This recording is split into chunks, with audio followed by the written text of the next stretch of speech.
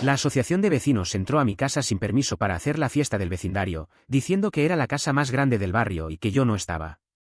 Cuando volví, todo estaba destruido. Jamás imaginé que algún día abriría la puerta de mi propia casa y encontraría extraños borrachos en mi cocina, niños corriendo con los zapatos llenos de barro sobre mi sofá blanco, y una parrilla en llamas en el jardín que recién había terminado de reformar. Pero sucedió. Y lo peor de todo, fue autorizado por la asociación de vecinos. Y sí, todo mientras yo estaba fuera de la ciudad. Para poner en contexto, vivo en este barrio desde hace unos 5 años. No es un condominio cerrado ni nada por el estilo, pero tenemos una asociación de vecinos que actúa como si fuera dueña de todo el lugar. Organizan fiestecitas, torneos de vóley, reuniones eternas sobre el estado del pasto en la plaza, ese tipo de gente que tiene demasiado tiempo libre y cero límites. Desde que me mudé, siempre me mantuve al margen. Saludo a los vecinos, pago la cuota mensual solo para evitar dramas, pero nunca participé de sus reuniones ni de sus eventos. La verdad, compré esta casa por el terreno y la ubicación, no porque quería formar parte de alguna comunidad. Mi casa, por casualidad, es la más grande de la cuadra.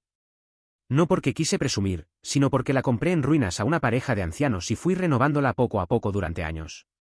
Cada rincón tiene mi esfuerzo, mi dinero y mi toque personal. Hace como un mes, me tomé una semana de vacaciones. Fui a visitar a mi hermana en otra ciudad.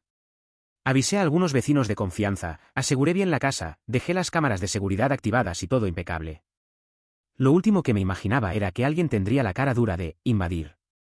Pero eso fue exactamente lo que pasó. Volví un sábado por la tarde, cansado del viaje, con ganas de darme una ducha y tirarme en el sillón. Cuando entré a mi calle, noté algo raro, muchos autos estacionados frente a mi casa. Música fuerte. Olor a carne asada. Globos colgados en la reja. Pensé que algún vecino estaría haciendo una fiesta. Pero al acercarme, sentí el estómago apretarse.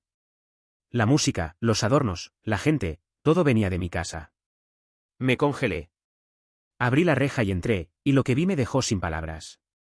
Gente que no conocía estaba nadando en mi piscina.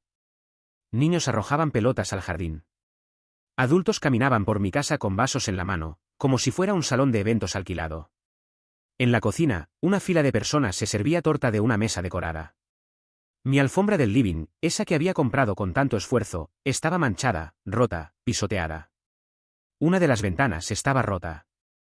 El baño principal, mejor ni describirlo. No podía ni hablar. Entonces se me acercó un tipo con una camisa polo a rayas, cerveza en mano y una sonrisa de imbécil. «Ah, vos sos el dueño. Qué bueno que llegaste, nos preocupaba que no vinieras. Quedó hermosa la decoración, ¿no? La fiesta fue un éxito». Yo solo miraba a mi alrededor, sin poder creerlo. Una mujer revolvía los cajones de mi cocina. Un adolescente salió de mi habitación con una de mis toallas. La reja abierta de par en par, el suelo destruido, todo dado vuelta. Lo único que atiné a preguntar fue: ¿quién les dio permiso para entrar acá? Y la respuesta me hizo hervir la sangre. La asociación de vecinos. Dijeron que como no estabas y esta era la casa más grande del barrio, podíamos usarla para la fiesta del vecindario. Todo bien. Después dejamos todo limpio, ¿sí? En ese momento supe que esto iba a ponerse muy feo. Todavía estaba tratando de procesar todo cuando solté un grito que salió desde lo más profundo de mi estómago. Todos fuera de mi casa. Ahora mismo. Hubo un silencio absoluto. De esos que congelan el aire. La música se apagó de golpe, algunas copas se quedaron en el aire, la conversación se esfumó. Y todos me miraron como si yo fuera el maleducado. Una pareja dejó los platos en la encimera, agarró a los niños y se fue sin decir una palabra. Un grupo de adolescentes soltó una risita, como si todo esto fuera una especie de broma. Uno murmuró: «Uy», el dueño llegó caliente mientras pateaba una lata de cerveza que rodó por mi piso de porcelanato. Pero esto no era enojo. No. Era una mezcla de incredulidad y furia pura, hervida a fuego lento. Comencé a caminar por la casa como si estuviera revisando la escena de un crimen. En el jardín, botellas tiradas entre mis plantas, globos enredados en los árboles que planté con mis propias manos, latas flotando en mi piscina. El césped, que yo mismo mantenía con esmero, estaba lleno de agujeros de sillas, marcas de grasa, barro por todas partes. Entré en la cocina. Personas completamente desconocidas haciendo fila para servirse con mis cubiertos, usando mis platos, comiendo de una mesa armada encima de mi isla de mármol. Un tipo, con pinta de gerente frustrado, me dijo, tranquilo, luego limpiamos todo. Como si eso justificara haber invadido mi casa sin permiso. Subí al segundo piso con un nudo en la garganta. La habitación de huéspedes parecía sacada de un campamento improvisado, colchón tirado en el piso, manchas de vino en las paredes, una toalla mojada sobre mi computadora. En el baño, el lavamanos tapado con brillantina y una prenda interior infantil en la ducha. Y cuando entré a mi cuarto, ahí terminé de romperme. Mi cama deshecha, mis cajones abiertos, perfumes destapados, la colcha mojada, y claramente no con agua. Me quedé parado en la puerta como si me hubieran empujado al vacío. Bajé nuevamente. El corazón me latía tan fuerte que no podía ni pensar con claridad. Grité de nuevo. ¡Fuera! ¡Todos! Ahora. Ahí sí empezó el caos. Algunos recogieron sus cosas sin decir nada. Otros empezaron a hablar. Estás exagerando, me dijo uno, con una copa en la mano. Es solo una fiesta. Tenés la mejor casa del barrio y te crees con derecho a tratar a todos como basura, soltó una mujer. Porque vos tenés más plata, pensás que podés vivir aparte, sin compartir nada, dijo otro. Ahí entendí todo. No fue un malentendido. Fue una venganza disfrazada de evento comunitario. A ellos les molestaba que yo tuviera una casa más grande, más bonita, más cuidada. Les dolía que yo no participara de sus reuniones ridículas. Nunca mostré nada, nunca me burlé de nadie, pero para ellos, mi silencio era arrogancia. Mi independencia era una ofensa.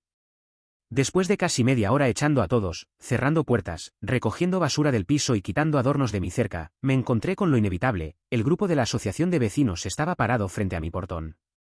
Con los brazos cruzados, con cara de indignación, como si ellos fueran las víctimas.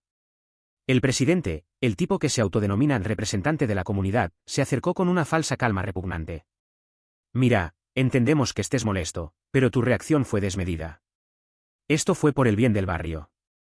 Una acción comunitaria. ¿Una acción comunitaria? ¿Entrar por la fuerza a mi casa, usar mis cosas, romper mi baño, meterse en mi dormitorio? ¿Eso es comunidad para ustedes? Nadie forzó nada. Conseguimos acceso con la llave del encargado de mantenimiento. Pensamos que no te ibas a enojar. Nunca estás en las reuniones, nunca participas. Solo queríamos unir al barrio. ¿Unir al barrio? Invadiendo la casa de alguien. Vos tenés la casa más grande, y nunca haces nada por los demás. Esta era una oportunidad de mostrar que podés aportar algo. Fuiste egoísta. ¿Egoísta? Egoísta es tomar algo que no te pertenece. Lo mío lo construí solo. Con mi trabajo. No tengo por qué prestar mi hogar como salón de eventos porque a ustedes se les ocurre. Mira, vos siempre te creíste mejor que todos. No saludás, no participás, ni siquiera pintás tu reja del mismo color que los demás. Porque no me interesa parecerme a ustedes. Me interesa que me respeten. Esto va a tener consecuencias, me dijo, acercándose un poco más. Claro que sí, le respondí. Los voy a demandar. A vos, a cada miembro de la asociación y a todo el que pisó mi casa sin permiso. La calle es pública. No podés echarnos de acá. No, pero de mi casa sí. Y si cruzan ese portón de nuevo, llamo a la policía. Me di media vuelta y cerré la puerta con fuerza. Esa noche pasé horas tomando fotos de los daños, grabando vídeos, descargando imágenes de las cámaras de seguridad, capturas de pantalla de los mensajes en los grupos del vecindario donde habían anunciado la fiesta. Llamé a mi abogada. Le conté todo. Cada detalle. Pensaron que podían usarme. Pensaron que no iba a hacer nada. Que me iba a quedar callado. Pero eligieron al tipo equivocado. Si querían unir al barrio, ahora lo van a hacer, en el juzgado. Presentar la demanda fue la parte fácil. Reuní pruebas, grabaciones de las cámaras de seguridad, capturas de pantalla de los mensajes del grupo de la asociación de vecinos, fotos de los daños, presupuestos de reparación, informes técnicos. Mi abogada preparó todo con una precisión quirúrgica. En pocos días, los principales responsables de la asociación fueron legalmente notificados. Pero lo que no imaginé fue hasta dónde llegarían. Mientras la justicia seguía su curso, lento, como siempre, mi vida se transformó en un infierno. Al principio fue sutil. Cuando caminaba por la calle, los vecinos me miraban de reojo. Las conversaciones se cortaban al pasar. Algunas madres llamaban a sus hijos como si yo fuera un criminal. Incluso un vecino con el que antes intercambiaba saludos diarios simplemente giró la cara y se hizo el desentendido. Luego llegó el aislamiento más descarado. Una tarde, al volver del supermercado, encontré una hoja doblada en la reja de entrada. Era un papel blanco, sin firma, con letras grandes y apretadas que decían: el que tiene la casa más grande tiene la mayor responsabilidad. Deberías haberla prestado. ¿Egoísta? Y a partir de ahí, todo se intensificó. Los repartidores dejaron de tocar el timbre y empezaron a dejar mis paquetes en cualquier parte. Una mañana descubrí que alguien había rasgado la lona que cubría mi coche nuevo. Otra noche me lanzaron huevos en la fachada. Cuando pedí las grabaciones de las cámaras de la calle, me dijeron que no estaban funcionando esa semana. Pero lo peor no fue eso. Fue la campaña de desprestigio. La asociación de vecinos, que ya no se comunicaba conmigo directamente, empezó a distorsionar toda la historia. Corrieron la voz de que yo había iniciado una demanda contra toda la comunidad por haber hecho una fiestita solidaria para una niña enferma. En menos de una semana, yo era el millonario amargado del vecindario. El tipo que odiaba a los niños, que vivía encerrado en su mansión y que usaba la ley para destruir la armonía del barrio. Una vecina, que hasta hacía poco me pedía que le prestara el garaje para cortar camino hacia la escuela, me gritó desde la vereda de enfrente: ¿te crees que vivís en un castillo? Y en una reunión informal de vecinos en la plaza, escuché a un señor decir en voz alta: quien vive en una casa así y está solo, es porque no sabe convivir con nadie. Los adolescentes no se quedaron atrás. Empezaron a patinar en mi vereda, a golpear con fuerza el portón con sus tablas, a gritarme cosas como el rey de la torre o el dictador del silencio. Y todo giraba en torno al mismo argumento: ni siquiera estaba en casa. Como si por haberme ido unos días tuviera menos derecho a mi hogar. Como si tener una casa más grande significara que todos podían entrar sin permiso. Como si no compartirla me convirtiera automáticamente en el enemigo. Una tarde, en la panadería, dos mujeres comenzaron a cuchichear apenas me vieron. Una de ellas dijo en voz alta, sin disimulo: el típico tipo que lo tiene todo y no quiere compartir nada. Si yo viviera ahí, jamás me comportaría así. Y en ese momento entendí. No estaban enojados porque yo hice algo mal. Estaban enojados porque no les dije que sí. Porque puse un límite. Porque no me dejé usar. Desde entonces empecé a evitar salir. Ya no estacionaba afuera, cerraba las cortinas del segundo piso, usaba auriculares dentro de casa para no escuchar los comentarios. Me volví un extraño en mi propio barrio. Y el juicio seguía. Lento. Documentos, declaraciones, audiencias. Todo formal, todo técnico. La justicia se mueve a su ritmo, pero mientras tanto, yo vivía en un constante estado de tensión. Aun con todas las pruebas de mi lado, había días en los que dudaba si realmente valía la pena. Si no sería más fácil vender la casa y empezar de nuevo en otro lugar. Pero entonces miraba a mi alrededor. Las manchas en la alfombra. Las marcas en la pared. El espejo del baño trizado. Las fotos del desastre que alguna vez fue mi dormitorio. Y recordaba el momento exacto en que abrí el portón y vi desconocidos ocupando mi espacio como si fuera un salón comunitario. Sí. Valía la pena. Querían que sintiera vergüenza por defender lo que es mío. Querían que me rindiera por cansancio. Pero yo iba a ir hasta el final. Porque si ellos pensaban que podían usarme como querían, iban a aprender, en carne propia, que no todos se quedan callados. Me desperté ese día con el corazón acelerado. La audiencia final del juicio estaba programada para las 10 de la mañana, pero yo ya estaba caminando por la casa desde las 5, sin poder quedarme quieto. Era como prepararse para una batalla, y en cierto modo, lo era. Yo no solo estaba peleando por los daños materiales, sino por algo mucho más profundo, por mi dignidad, por el respeto que me arrebataron el día que decidieron, como grupo, que mi casa era de todos solo por ser la más grande. Me senté en la sala del tribunal con mi abogada a mi lado. Al otro extremo estaban los representantes de la asociación de vecinos, con caras de arrogancia cuidadosamente disfrazadas de serenidad. Reconocí a casi todos. El presidente, la mujer que me gritó en la calle, el tipo que dijo que mi casa estaba desperdiciada conmigo.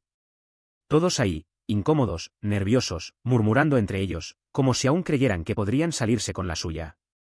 El juez entró. Se hizo un breve repaso del caso. Y en menos de 20 minutos, la sentencia cayó como una bomba. Culpables. Todos.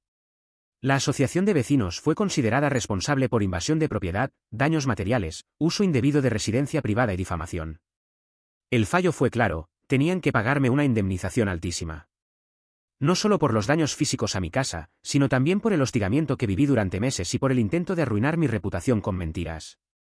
Nadie dijo una palabra. Ni un murmullo. Solo caras pálidas y miradas perdidas, como si recién en ese momento se dieran cuenta de que no estaban por encima de la ley. Que no era un simple vecino más al que podían intimidar o manipular. Salí del juzgado sin decir nada. Me subí al coche, cerré la puerta y me quedé sentado ahí, respirando hondo, sintiendo un nudo liberarse del pecho. No celebré. No sonreí. Era una victoria, sí, pero no era alegre. Era necesaria. Con el dinero de la indemnización, hice lo que tenía que hacer, reconstruí. Primero, lo básico. Nuevas puertas, ventanas de seguridad, cerraduras electrónicas, cámaras de vigilancia con reconocimiento facial.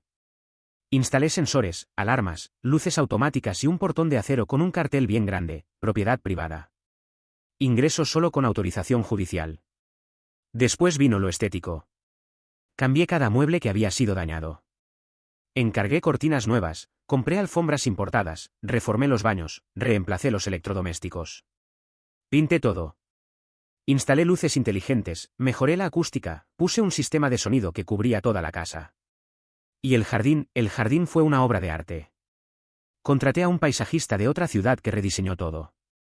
Césped nuevo, plantas nativas, luces LED empotradas, un deck de madera de primera, una nueva piscina con borde infinito. Todo rodeado por un muro alto, liso, sin puntos de apoyo, imposible de escalar y lo suficientemente imponente como para que nadie se animara siquiera a mirar por encima. Y ahí fue cuando empezó lo verdaderamente interesante. Los vecinos se volvieron locos. Pasaban despacio con los coches, intentando espiar. Se paraban en la vereda fingiendo hablar por teléfono solo para ver las obras. Uno se atrevió a tocar el timbre para preguntarme si iba a haber fiesta de inauguración de la reforma. Lo miré por 5 segundos sin decir nada, y cerré el portón con calma. El presidente de la asociación, completamente fuera de sí, organizó una reunión de emergencia en la plaza. Repartieron volantes que decían no al aislamiento, la comunidad no se compra y un vecino no es un enemigo. Algunos incluso hicieron publicaciones en redes sociales donde me acusaban de haber militarizado una casa familiar.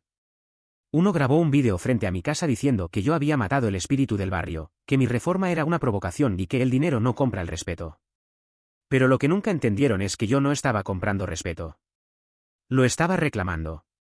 Y lo más irónico es que cada flor, cada lámpara, cada baldosa nueva fue pagada con su propio dinero.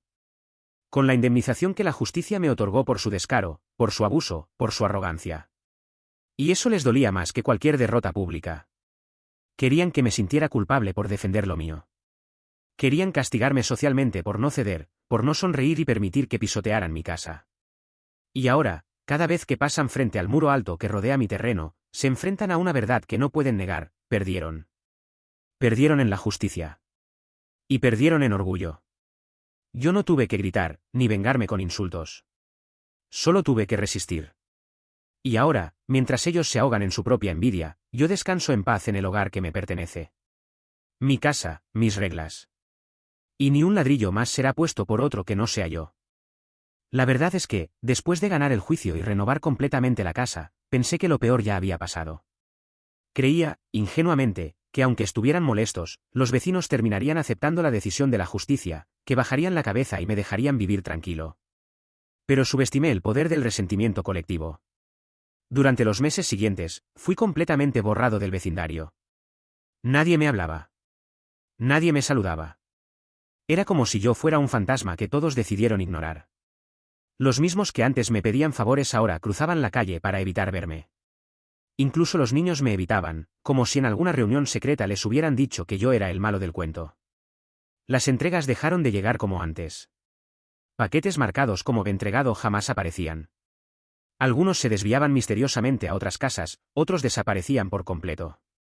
Cuando intenté hablar con uno de los repartidores, me dijo, sin mirarme, que la asociación había avisado que yo no quería que tocaran el timbre. Era como vivir dentro de un castigo silencioso y premeditado. Las miradas de desprecio, los murmullos en voz baja, las risas falsas cada vez que pasaba. Autos que pasaban lentamente frente a mi casa solo para mirar, como si esperaran que algo me saliera mal. Pero aprendí a convivir con eso. Transformé el aislamiento en mi paz. Me refugié en mi jardín interior, trabajé desde casa siempre que pude, mantuve el portón cerrado, los sensores activados, y convertí mi hogar en un verdadero santuario. Ellos esperaban que yo colapsara. Que me arrepintiera. Que pusiera una cara amable y les pidiera volver a ser parte del espíritu del barrio. Pero no. Yo no jugaba con las reglas de ellos. Hasta que un día, todo cambió de nuevo. Estaba saliendo del trabajo cuando recibí una notificación en mi celular, movimiento detectado en el muro lateral. Abrí el sistema de cámaras, como lo hacía siempre, sin mucha expectativa. Pero esta vez no era un animal, ni una rama. Era alguien. Un hombre con capucha, con un aerosol en la mano, pintando en plena luz del día, como si fuera invisible. En letras grandes, rápidas y torpes, escribió: "El barrio no te quiere aquí". Me quedé helado por un momento. Luego hice zoom en el rostro.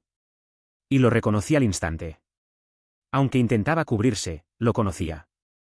Era parte de la maldita asociación. Uno de los que siempre se mostraban preocupados por la comunidad. Sin pensarlo dos veces, llamé a la policía. Fui directo. Preciso. Les di la dirección exacta, envié el vídeo en tiempo real y esperé. Mientras tanto, no dejaba de mirar el celular.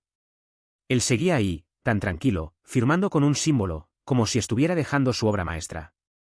40 minutos después, las luces rojas y azules reflejaban en el muro. La policía llegó. Lo atraparon con el aerosol todavía en la mano. No voy a fingir que no sentí satisfacción. Porque la sentí. Mucha. Era la primera vez que alguien de ese grupo enfrentaba una consecuencia real por cruzar una línea. Fui a la comisaría, presenté la denuncia por vandalismo y destrucción de propiedad privada. Pero no me detuve ahí. Con todos los antecedentes acumulados, las pruebas, los testimonios, los ataques anteriores, el juicio ganado, armé una denuncia formal contra la Asociación de Vecinos por acoso colectivo, incitación al odio y hostigamiento reiterado. Y esta vez, no era solo mi palabra contra la de ellos. Las autoridades comenzaron una investigación. Rápidamente salieron a la luz mensajes, audios, capturas de grupos de WhatsApp donde los miembros de la asociación planeaban acciones contra mí. Incluso había uno donde decían textualmente: "Si no se va solo, lo vamos a hacer sentir incómodo hasta que se canse". El escándalo fue inevitable. La municipalidad intervino. Y, con la magnitud del caso, la Fiscalía emitió una resolución, la Asociación de Vecinos fue disuelta oficialmente y sus actividades prohibidas. No más reuniones. No más cuotas. No más comunidad organizada. El grupo dejó de existir. Y sin embargo, ¿sabes quién siguió siendo el villano? Yo. A pesar de todo. A pesar de las pruebas. A pesar de que la justicia ya me había dado la razón 2 veces. A pesar de que fui víctima de una invasión, de un linchamiento social y ahora de vandalismo directo. Seguía siendo el señalado. El exagerado. El rico egoísta que no supo compartir. Escuchaba frases como: "Era necesario llegar tan lejos. Podrías haberlo solucionado hablando. Mataste el espíritu del barrio". Pero yo no me arrepiento. No me arrepiento de haber defendido lo mío.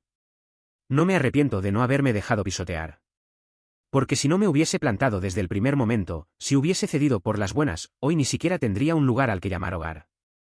Ellos eligieron el camino de la arrogancia, del abuso, del acoso colectivo. Yo solo elegí el único camino que me dejaron, el de la justicia. Y si eso me convierte en un villano en sus ojos, entonces que lo sea. Prefiero ser el malo que dijo basta, que el tonto que lo dejó pasar. La verdad es que ganar no significa paz. Lo aprendí de la manera más dura posible. Después de todo lo que pasó, el juicio, la indemnización, la reforma, la disolución de la asociación, la detención del vándalo, pensé que finalmente el vecindario iba a seguir adelante. Que aceptarían que se habían equivocado, que bajarían la cabeza y, aunque no me saludaran, al menos me dejarían en paz. Pero no. En la práctica, sí, la asociación de vecinos dejó de existir legalmente. Pero su espíritu seguía vivo. Los vecinos me seguían ignorando. Pasaban frente a mí como si fuera una sombra. Algunos incluso hacían un esfuerzo evidente por demostrar su desprecio, cerraban las persianas cuando pasaba, se callaban cuando llegaba a algún lugar, se alejaban como si tuviera alguna enfermedad contagiosa. Y eso sin mencionar los cuchicheos. Las miradas por encima del hombro. Los comentarios sarcásticos que fingían no ser dirigidos a mí, pero que eran claramente intencionados. Incluso los nuevos residentes, que nunca habían cruzado palabra conmigo, ya me miraban con esa mezcla de miedo y rechazo. Bastaba ver cómo me observaban para entender que ya les habían contado mi versión. Y mientras tanto, yo seguía mi vida en silencio. No molestaba a nadie. No organizaba fiestas. No hablaba con nadie. Solo salía, trabajaba, volvía a casa y cuidaba de mi espacio. Pero incluso eso parecía demasiado para ellos. Un día, salí a regar las plantas y una vecina me miró desde su balcón con una expresión que decía todo: asco. En otra ocasión, mientras ponía la basura en la vereda, escuché a un grupo murmurar: ahí va el que destruyó el barrio. ¿El que lo destruyó? ¿Yo? ¿El que defendió su casa de una invasión? ¿El que fue hostigado, perseguido y difamado por negarse a ceder su propiedad como si fuera un salón comunitario? Pero para ellos, yo era el que arruinó el espíritu del barrio. Yo era el monstruo. El egoísta. El que no supo compartir. La presión psicológica era constante. Y el silencio que antes era mi escudo empezó a volverse una celda. Los muros que construí para protegerme comenzaron a sentirse como una trampa. No podía abrir las cortinas sin sentir que alguien me espiaba. No podía salir al jardín sin notar las miradas incómodas. No podía moverme con libertad sin sentir que todos estaban esperando que cometiera un error. La gota que colmó el vaso fue un domingo a la tarde. Yo estaba leyendo en la galería cuando un niño, que ni siquiera me conocía, pasó en bicicleta y gritó: el que no comparte, no pertenece. Esa frase me quemó. No porque viniera de un niño, sino porque venía cargada de todo lo que los adultos de este vecindario pensaban. Porque eso era lo que todos querían decirme desde el principio. Que si no me sometía, no podía estar allí. Que si no me alineaba, era el enemigo. Esa misma noche me senté frente a la computadora y, sin pensar demasiado, publiqué el anuncio de la casa en un portal de alquiler. La descripción era clara: profesional. Buen barrio, excelente seguridad, remodelada recientemente, ideal para ejecutivos o familias tranquilas. En menos de una semana, tenía varias propuestas. Fue una decisión dolorosa. Esa casa era mía. No solo en lo legal. Era parte de mí. Cada ladrillo, cada espacio, cada detalle tenía mi historia, mi esfuerzo, mi huella. Pero vivir allí se había vuelto insostenible. Era como ser el único en un bar lleno viendo la final del Mundial, y ser el que se levanta y apaga la tele en el último minuto. Nadie se pregunta por qué lo hiciste. Nadie te escucha si explicas que el televisor estaba echando humo o que el cable estaba a punto de explotar. Solo ven que les quitaste su momento. Y por eso, te odian. No les importaba que estuviera en mi derecho. Que me defendiera. Que actuara con la ley. Les importaba que no me dejé pisotear. Así que alquilé la casa, empaqué mis cosas y me fui. Ahora vivo en otro lugar. Otra ciudad. Otra gente. Nadie me conoce. Nadie me juzga. Nadie me observa. Puedo salir a caminar sin sentir ojos clavados en mi espalda. Puedo vivir. De vez en cuando vuelvo para revisar la propiedad. El inquilino es impecable. Cuida el lugar como si fuera suyo. El barrio sigue igual. Sin asociación. Sin reuniones. Sin espíritu. Solo un montón de vecinos que ya no saben a quién culpar. Y aunque muchos todavía me ven como el villano, yo sé que hice lo correcto. Porque no fui yo quien destruyó el barrio. Fueron ellos, con su arrogancia, con su falsa moral, con su odio enmascarado de comunidad. Yo solo apagué la tele. Y me fui antes de que explotara.